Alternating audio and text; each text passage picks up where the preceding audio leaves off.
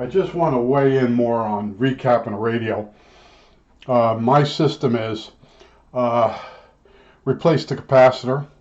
I look at the leads from the capacitor, how they're what they're going to. One lead might go to an IF can lug. I know that you got to be very careful to unsolder that wire from that lug.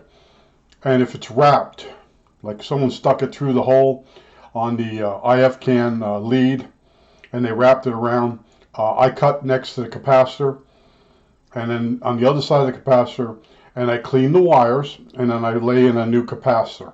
Okay, I don't get too fanatical. That's the one end, and the reason why. I have reasons why. People that make comments to me, they don't have any videos. Okay, they don't watch the video. They just start making comments. Now, when I did that command radio, I used brand new capacitors in those old cans, and the reason is there's very limited room. So if you take the can out, the flower pot can, you cut the top off, you take the insides out, you put your new capacitors inside, and you put it back in the same place, you're less likely to make a wiring error. All right, now every one of those capacitors that's in that can, if you take that can away, each one of those leads you have to track down, and some of the leads go pretty far away from the can.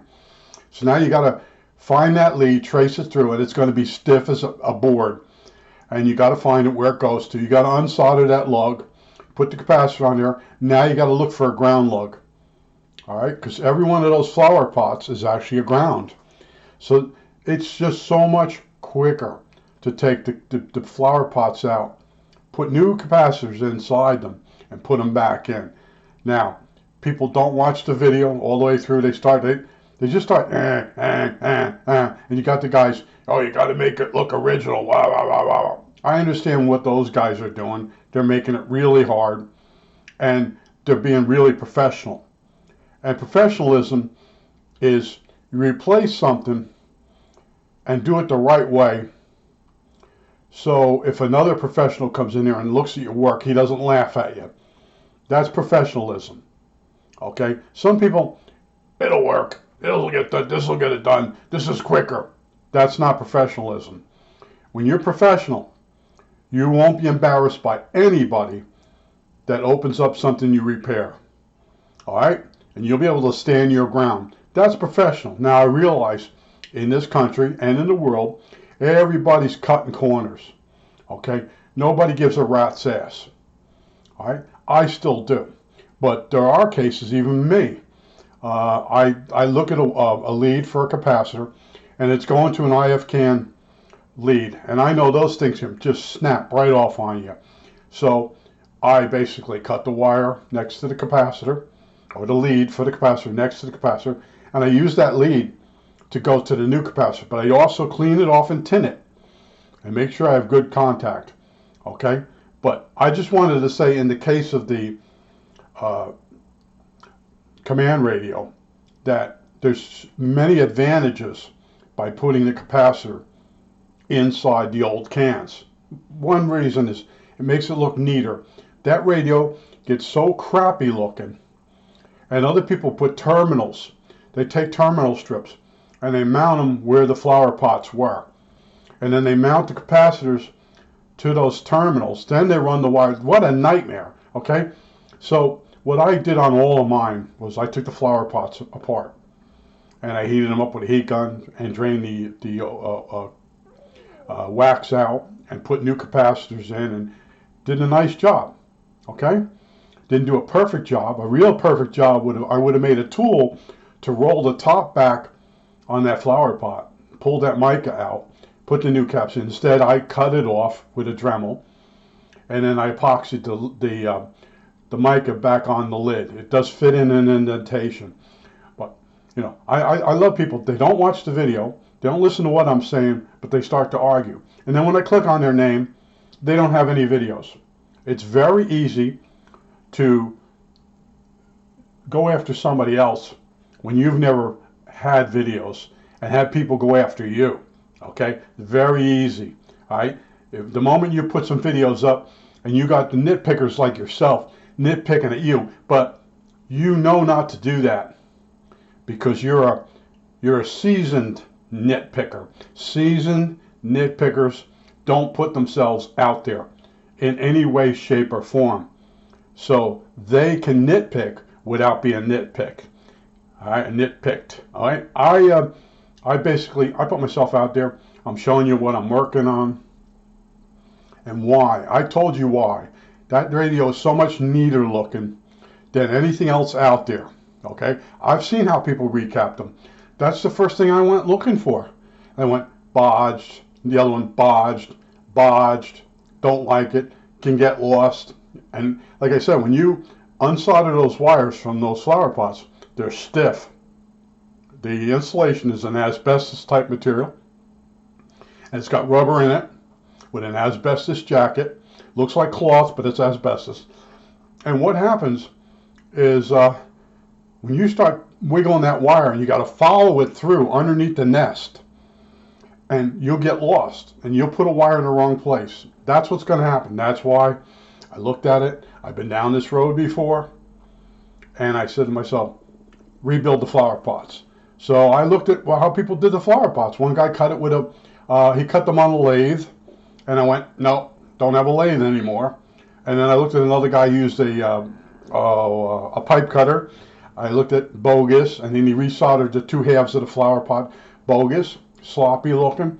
So then I held the flower pot in my hand, and I realized there was a lip there, and I got a Dremel out, and I put a sanding disc on there, and I went around, and it took a while, and all of a sudden the ring comes off. I'm able to get behind the mica and pry it up, heat the thing with a heat gun, and now I put my new capacitors in. You know, one guy's going off on, you know, the type of capacitors he used. Dude, I did not put paper caps in those flower pots. I put high-end caps in there, which the radio really don't need. They're in there. Okay? That's why people spout and shoot from the hip. They don't watch the video. They're dunderheads. And that's being nice. Okay? And that's one of the problems I have with YouTube, is I should lock the comment section down. But there are people that appreciate what you're doing.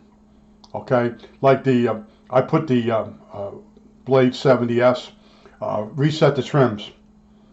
Again, I put that back up. And when I originally did it, I had all the big mouths. Oh, everybody knows that. Well, apparently, a lot of people don't know it. Okay? And I show a craft, an old-fashioned craft with the trims, and how you could see if they were on or off. Where the modern one, electronic, you have to go digging. You got to click it a few times and listen for the center. And the center is longer beep. And in the instructions it says it's a different tone. But during translation, it was translated wrong. And I, knowing what a trim does, I was able to figure out that the beep gets longer. And I said, if I have a problem with this, other people are going to have a problem. All right? Because other people never had a craft. They never had an older style. And I did the video. Now I got people thanking me. We're back to that again. Okay? A lot of people were just plain wrong. And they're stupid. They're fatheads. What's his name? The guy that did the Christmas Story, Gene Shepard. If you listen to his podcast, he spends weeks just talking about fatheads in New York City. Fatheads. You know, they don't think before they speak. Okay? I did that video specifically about just recapping that model and why of radio, why it'll be neater, less likely to make a mistake. And I guarantee the guy who opened his mouth never had a command radio. Okay? That's how that works. And if he has one, where's his videos? Okay? You know, let him show me how neatly he can repack that radio or recap it. Okay? Show me. Don't talk. Don't run your mouth. You're a fathead. Show me. I used to do that to people. Show me. Well, they run away because nitpickers don't really do anything. They run around nitpicking. Well, I've capped many a radio. Yeah, show us how bad it looks, you know. And then they get really, they sweat and they get almost start crying when they show you their work, and everybody's standing around going, "You picked on him?" Because we used to do that. I worked at places where you just basically had enough of this guy, and you tell him, "Bring it in, bring it in," and then he'd open it up in front of other people. 50% of the guys would just walk away immediately, like real fast, and they'd laugh somewhere else. Others would stand there and go, you were picking on the way he was doing it. I've had that happen. And these guys get all upset, and then the boss would come over to you and say, he's really upset. He deserved it. He deserved it. You know, everybody thinks their workmanship is the best. Everybody, including me. You know, I put a lot of thought into stuff I do. But I also will tell you that if I look at a capacitor and I can't get in there, and I can cut next to the capacitor, bing, bing, it's cut. And then I clean those leads with an eraser. I tin them, put little hooks in them, hook around the new cap, solder it, make sure nothing's touching. Maybe I'll put some spaghetti tubing over it or shrink tubing over it and heat it up, because I know the amount of time it takes to put a new capacitor in exactly the way the old one was is just not worth it. There's sometimes you do a shortcut, especially like if it's a TV, radio, TV, phonograph. But when it's aerospace, I worked on aerospace, you got to take that thing totally apart. And you got to unsolder that part correctly. And you got to put the new part in. And then you have an inspector come over. And then he looks at what you did. And then it gets inspected and approved. And you have a card. And now you close the thing back up. Okay? I've been there. Been down that road. You know? That's why I say a lot of people start shooting from the thing. The recapping is a big, heated thing. Argument. And a lot of it is these guys never ever work on anything. They just get in these arguments. But you take the old cap apart and you put the new one inside, and then when you put it under the radio, it looks just like real, like new. And then the problem with that is nobody ever sees it. And I understand all that. I said when I was telling the video, I understand all the arguments the guy had, but that radio, the command radio, is an exception. You can get lost real fast when you start playing with those wires that are real stiff. And I didn't go into real detail about how stiff the wires are, how sometimes they run across the entire length of, or the width of the radio.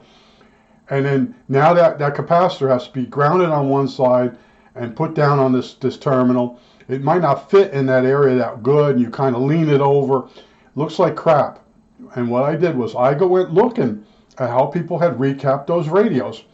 And I wasn't happy. And then I realized, okay, I can open it, the flower pots up and put caps inside, put it back inside. It's going to look original. It's going to look neater. And it's less likely that I would make a mistake with the wiring. That's what the video was about. But other people, they don't catch the gist. They just go into that type of mentality where they want to put their point of view over. And like I said, I don't see any videos. I don't see any pictures. And when someone does that, what I do, I make a comment to them, and I give it a few days, and then I delete their message, their comment, because it's worthless. The guy didn't watch the video, or he didn't understand why I did the video. Okay? He's arguing with me with those other guys, the big heads, the fatheads. They argue back and forth, but they don't build or make anything. You know, and then you have the guy, oh, I must have screwed it up. It doesn't work now. You know, and Shango gets those radios, and he makes a video, and the guy's got the cap in the right spot. It's a modern cap, but he put the wrong value in. I watch the videos. I watch other people try to fix other people's screw-ups, and right somewhere there's a fathead. Yeah, I recapped this radio. It worked really good. Meanwhile, Shango fixed it for him. Okay, I've been around these people my whole life. I'm the guy that gets the radio and has to go in there and figure out what the hell the guy did. And then when you show him, he gets really aggravated and mad at you. See, it's your fault. He put the capacitor in wrong. Like I was telling you about that one guy with the Remco radio. It's Remco's fault. The radio, the motor didn't work. Okay? I might have misspoke. I meant Remco motor.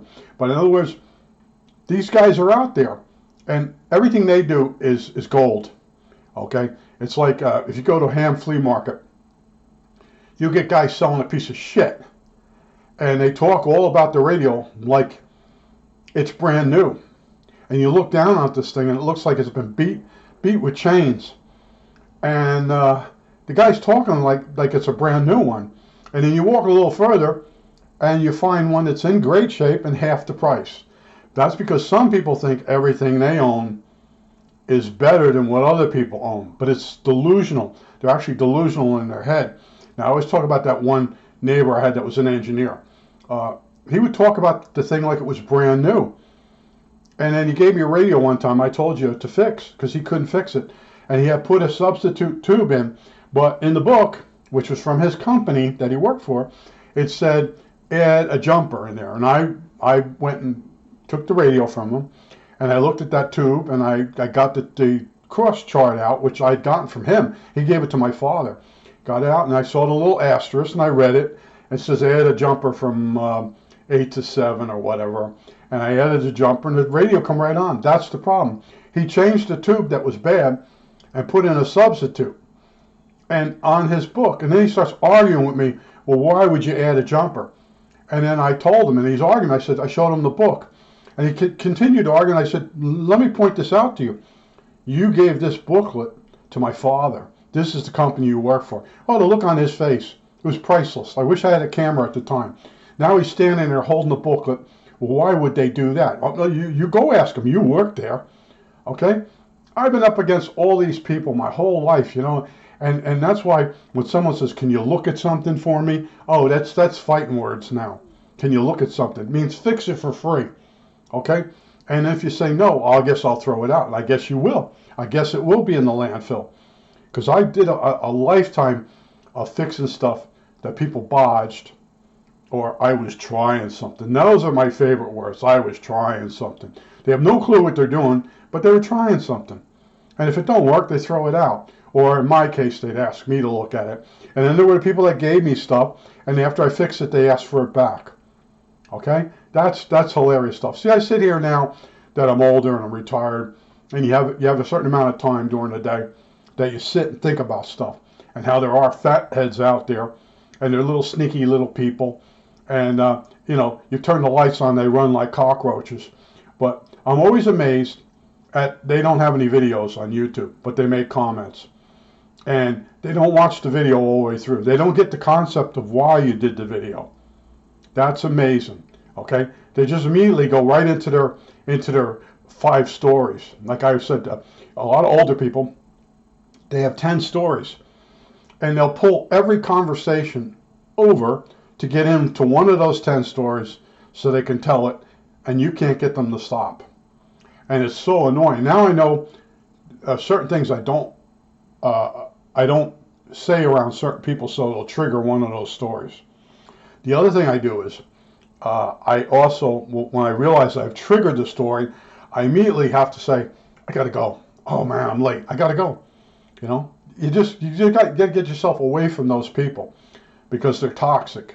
Okay, you're never going to teach them anything. They're never going to learn. They're always going to be the same. You know. But I think I've said enough. But man, I laugh at the whole recapping thing. That's sort of why I did the video.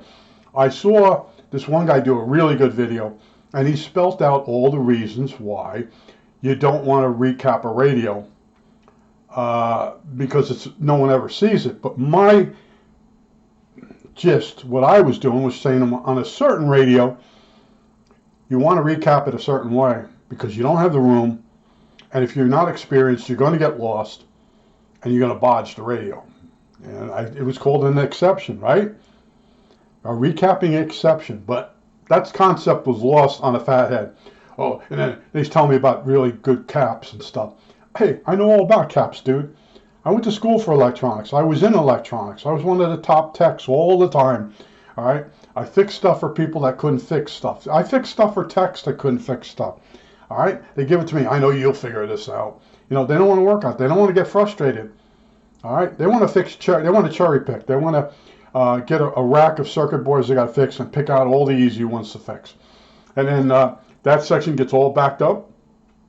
Boss sends me over there, and he opens the drawer. He pulls me in the office. He opens the drawer up. He shows me a 2-pound bag of Hershey Kisses.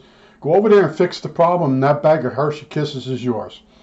And I would do it. That's what they would bribe me. Here, look at this bag of Hershey Kisses. It's yours if you go over there. And then I go over there, and you find out the guy was doing something wrong first week, first hour of the job.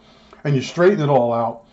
And then he's pissed off at you because he can't remember what he was doing when he first got the job, and you get it all working. You come back for your bag of Hershey Kisses, and the boss is pissed you're back so soon because now he's out a bag of Hershey Kisses. And then the guy's mad at you because you showed him up. That's me. That's what I've always gotten stuck with. Now, I remember one time I told the story about the Hershey Kisses being a bribe, and what does that have to do with Hershey Kisses? The guy didn't follow that. He didn't follow the fact that the boss gave me a bag of Hershey Kisses, or was going to give me a bag if I went over to a section and solved the problem. You go over and solve the problem, come back, the boss gives me the bag of Hershey Kisses. All right? Now, the guy watching the video, oh, I don't understand what the bag of Hershey Kisses has to do with anything. Fathead. I think that's it. All right, that's it.